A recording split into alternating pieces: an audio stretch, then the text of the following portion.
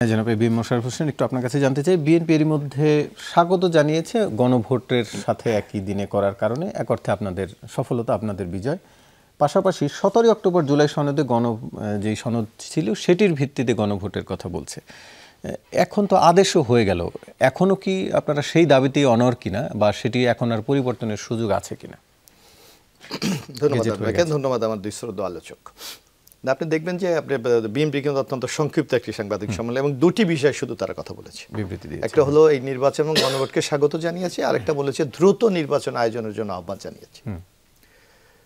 এখন আমরাও কিন্তু দেখছি পরিস্থিতি, যেমন এখন যে প্রশ্নগুলি উঠছে, যেমন রাষ্ট্রপতিকে আদেশ দিতে পারে কিনা।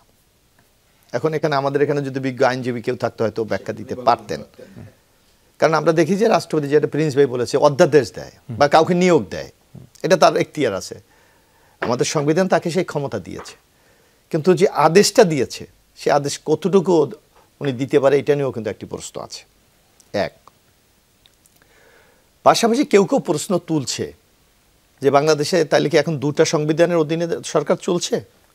একটা হলো বর্তমান ৭২-এর যে বিদ্যমান কনস্টিটিউশন সেইটা, আরেকটা আজকে যে আদেশগুলি দিয়েছে আপনি লক্ষ্য করবেন, এটা অনেকটা কিন্তু বর্তমান কনস্টিটিউশনকে কন্ট্রাডিক্টরির জায়গায় নিয়ে গেছে। এখন কোনটা আমরা মানব? আমরা কি বর্তমান প্রচলিত সংবিধান মানব না এই আদেশটা মানব? এটা নিয়ে কিন্তু একটা বিতর্ক হয়তো তৈরি হবে এবং এটা নিয়ে আলোচনা করতে হবে। বিচার করলে এই সরকারেরও তো আসলে বিধান নাই, না বিধান এখন আপনি এর জন্যই তো বাংলাদেশে একটা পরিচয়, এর আগেও যখন এই ধরনের সংকট আমরা মোকাবেলা করেছি, যেমন আপনি দেখবেন যখন ৭৫-এর পর আমরা মোকাবেলা করেছি, ৮২-র পর তখন হলো কি সংবিধান সাসপেন্ড ছিল, স্থগিত ছিল। এবার কিন্তু সংবিধান কিন্তু লাইভ, এটা জীবিত সংবিধান। তো এই ক্ষেত্রে কিন্তু একটা সংকট আছে। আগে আপনি যে কোনো সিদ্ধান্ত নিতে পারতেন, পরবর্তী সংসদ সেটি অ্যামেন্ডমেন্টের মাধ্যমে আইনে পরিণত করত। আর এখন কিন্তু একটা বিদ্যমান সংসদ কনস্টিটিউশন আছে। তো সেক্ষেত্রে আপনি এটাকে কিভাবে মিনিমাইজ করবেন? এটা কিন্তু একটা বিরাট মিনিমাইজ করার একটাই পথ আছে, পরবর্তী সংসদে এটাকে বৈধতা দেওয়া।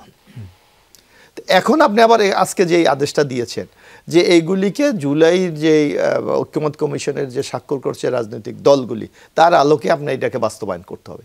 কিন্তু সেখানে নোট অফ ডিসেন্ট আছে, সেটা আপনি কি করবেন? সেই ব্যাপারে তো আপনি কোনো কথা বলছেন না।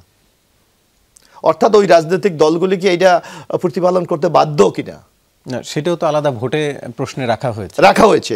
কিন্তু এই যে কথাটা নূরবাই বলেছে বা মানুষ আগে কি ছিল, আপনি যদি ৭৭-এর গণভোট দেখেন, সেখানে ছিল যে রাষ্ট্রপতি জিয়াউর রহমানের যে কর্মসূচি এবং তার যেই ১৯ দফা, এটা কি আপনি সমর্থন করেন কি করেন না, ইয়েস অর নো। আবার এরশাদ সাহেবের আমলও কিন্তু একই অবস্থা। আর এই আপনার যেটা ৯২-তে হয়েছিল কনস্টিটিউশনাল গণভোট, যে আমরা আমাদের সংবিধানে কিছু মৌলিক পরিবর্তন হয়েছে, এই পরিবর্তনগুলোকে আপনি সাপোর্ট করেন কিনা। তো এবার কি হবে? এবার তো আপনি 4টা প্রশ্ন দিচ্ছেন, আমি তো হানা দিয়ে আমি তো অনেকটা আমার কাভার হবে না, তখন কি হবে?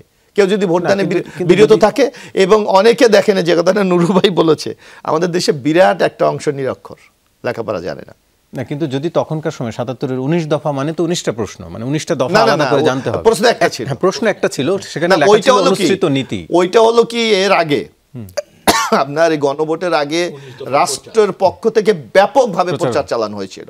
শুধু না, আমরা তখন স্টুডেন্ট ছিলাম, আমার মনে হচ্ছে হেলিকপ্টারে বসেও এই যে গণভোটের লিফলেট সারা বাংলাদেশে আমরা দৌড়াতাম হেলিকপ্টারের পিছনে ওই লিফলেটের জন্য।